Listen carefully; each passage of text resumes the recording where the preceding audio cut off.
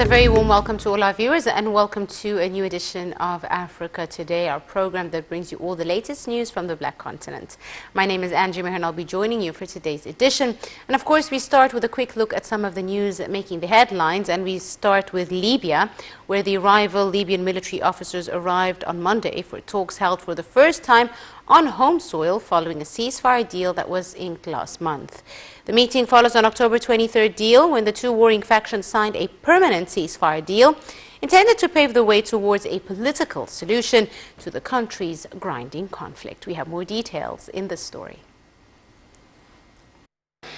The United Nations said that representatives from Libya warring sides met on Monday in the town of Gedans, the first face-to-face military talks inside Libya since last year.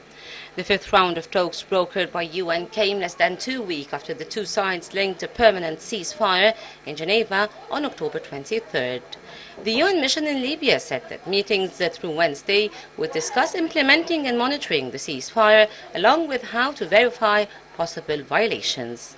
The October ceasefire deal included the return of armed groups and military units to their camps, and that all foreign mercenaries be out of the oil-rich country within 3 months. The two sides also agreed on exchanging prisoners and opening up air and land transit across the country's divided territory. The talks have come ahead of Libyan political talks scheduled November 9th, aimed at discussing possible elections.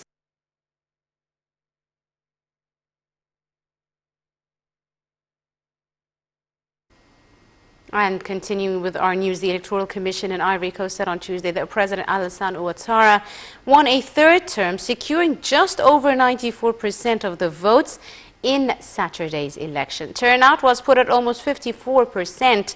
The result has to still be confirmed by the Constitutional Council. We have more details in this story. Ivory Coast President Alassane Ouattara has provisionally won a third term in office with 94.27% of the vote.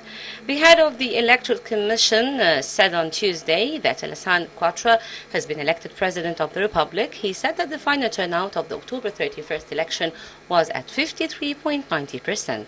The results have to be validated by the country's Constitutional Council, which will declare the final winner after hearing any challenges or complaints of irregularities. Ouattara received over 90% in most districts in Saturday's vote. The Ivorian constitution limits president to 2 terms, but Ouattara says the approval of a new constitution in 2016 allowed him to restart his mandate.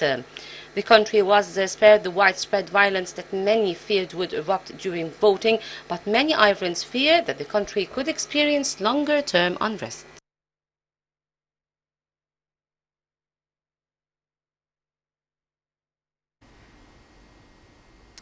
And of course, as global attention turns to the November 2020 U.S. Presidential elections, the major question for the African continent is whether this event could produce a different or fundamental change in U.S. foreign policy towards the African continent. And for more on this discussion, we're delighted to be joined over the telephone by Her Excellency Ambassador Suaid Chalabi, the former Assistant Foreign Minister. A very good afternoon to you, Madam Ambassador. Good afternoon. Thank you very much, ma'am, for joining us this afternoon. Now, of course, the African continent, just like the rest of the world, is watching closely the U.S. elections in a tight race between, of course, the incumbent Donald Trump and his challenger, Biden. Why does the race to the White House, specifically during this very turbulent time, in whether it's politics or economics or even health-wise, matter at the moment?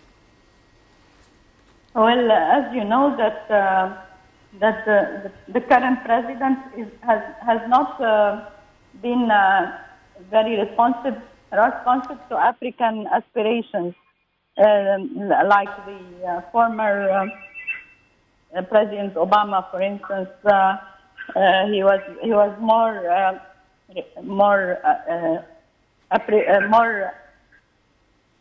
responsive to the aspirations. Yes. Usually the Democratic presidents are more leaning towards African aspirations and interests. Mm-hmm. That is why the African countries are hoping that the elected president could sympathize more with African aspirations. Like, for instance, the move towards the Israeli-Sudanese relations that came just because the president wanted to gain more popularity and to have more votes for his election. It was not made to help them. They wanted to take them off the list of countries that are supporting terrorism. So they put this on the agenda that they have to formalize relations with Israel. Indeed. So you find that the recent, the current race of the elections in the United States, although the United States is the global power, but it is still not focusing on African issues as it should be during the time of President Obama. There was much more focus on African issues. And that is why the African countries are not very much enthusiastic to support a Republican leader in this election. Indeed. Ambassador Saad, let's talk a bit about different scenarios. How, in your opinion, would a Biden presidency reflect on the African continent? What would it mean for policies towards African nations? Well, what the African nations are looking for is promotion of their democratic systems. And unfortunately, the United States has given a very bad example of democracy in this race. And also, the African countries were looking for capacity building of the institutions and the non-governmental organizations, the civil society. And all this should be on the agenda of the new president, whether it is Joe Biden or whether it is Trump. But I think they have the African countries are more lenient towards Joe Biden's election because he has more sympathy towards black people and towards he doesn't have racial discrimination, or he doesn't have the arrogance of Trump towards non-Americans and closing the borders to Africans and to other nationalities. Yes. Closing the American borders, I mean. Yes. But Joe Biden, he said the first thing he's going to do is open the borders to receive more immigrants from Africa and other countries. Indeed. Let's talk a bit about also how these American elections were to affect the situation on Sino-U.S. trade, the trade war between really the United States and China, which has its repercussions on the African continent, which is, of course, the main supplier of some of the raw materials to both countries, really. How do you see the effect of the elections flowing down to the African nations in terms of the trade war between the two countries? Well, this is a very competitive role that China is playing in Africa, and I'm sure that the Chinese are much more successful in dealing with African countries. They are building infrastructure. They are influencing the trade. They are influencing capacity building of the poor countries in Africa. They are doing a lot of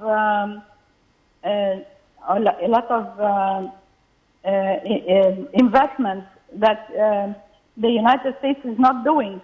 The United States is mainly focusing on the its own interests, where it can have a U.S. foreign policy that is agreeing with its own demands and its own strategy in the area. Like, for instance, they have AFRICOM that is dealing with communication and with stopping the weapon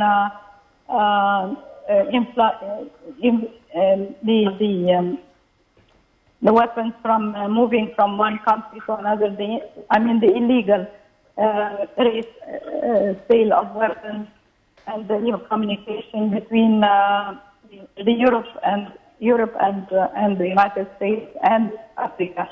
So I think that from my point of view, the Chinese strategy in Africa is much more successful, and it is going to continue to gain more influence than the United States, unless it changes its foreign policy and focuses on supporting the economy and supplying more funds for the economies in trade and in supporting their low income countries. Indeed. Madam Ambassador, now Africa or African issues really didn't really feature a lot in the debates between Biden and Trump. However, Trump has been engaged in a few African issues. For example, the latest move, like you said, of lifting Sudan off the lists of countries that support terror, as well as the role that he also took in mediating the Nile water dispute negotiations, etc. What, in your opinion, would change if either of the challengers win? Actually, it will not change a lot, because these are just one example, but the African continent has many more countries, 54 countries that need assistance and need support, and they look up to the United States as global power. So if they are engaged in more African issues, then it's not going to affect a lot, because this is one issue that is not really fundamental, and they have not really played a big role. They have just proposed to do this because they want this was a purpose for the election. The African countries are very aware of this. They know that it is not in the interest of Africa. The U.S. foreign policy is made just to keep Trump in office and not to solve the real problems of Africa. Right. Madam Ambassador, let's move back to the 1990s, for example. How would you describe really the U.S.-African relations? And in your opinion, what has the U.S. policy been in Africa? How do you see these policies as changing, if they have changed over the last years, whether it was during 4 or 8 terms for each president? Well, as you know, that the United States was worried more, and it has on its agenda the security issue, because in the 90s, when the embassies of the United States were attacked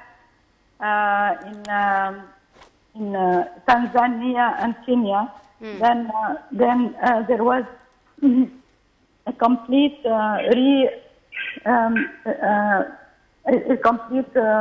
change in the strategy, and the United States has started to put its own security on the agenda and not help the African countries. So that is the main reason that now when the United States have decided to change its policies and to be more involved in African issues. They did not focus on the real issues, but only the interests of the United States that has been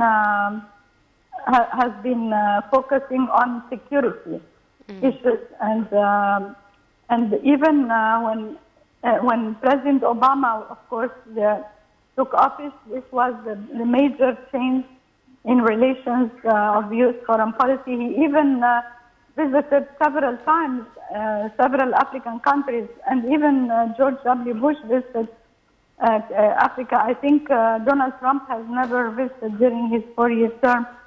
I don't remember he has visited an official visit, I mean. And this makes the Africans feel that that the Americans are taking one step back and they are not really involved in the African issues, the conflict prevention, the support for the economy, the raising of the poverty. Addressing the poverty and the hunger issues, the problem of the water, lack of water in many places, the drought, the camps. There are a lot of problems that the United States during these 20 years it could have helped Africa in solving, but unfortunately, because the focus is always on their own interests, it doesn't help. Even AFRICOM, as I said before, is focusing mainly on illegal trafficking of weapons and in communication strategies, and is not really involved in developmental and economic issues, which Africa really needs, and which China is focusing on. Madam Ambassador, lots of analysts believe that African countries shouldn't fixate on who wins the presidential election, but rather on posting a sort of collective position to engage in the upcoming administration in African needs. Do you see this as a possible scenario? Yes, of course. All the presidents that took office, they usually did also a high-level meeting between presidents of Africa and the United States. They usually invited them more to the Oval Office and to engage more in their problems. So the African countries and the African leaders should continue to focus on the relationship between the United States and Africa, and not on the leaders, because each leader comes with his own policy, and this is changing every 4 years. And so the best thing for African countries is to have a strategy that formalizes the relationship between Africa and the United States foreign policy, and of course to economic policy also. Indeed.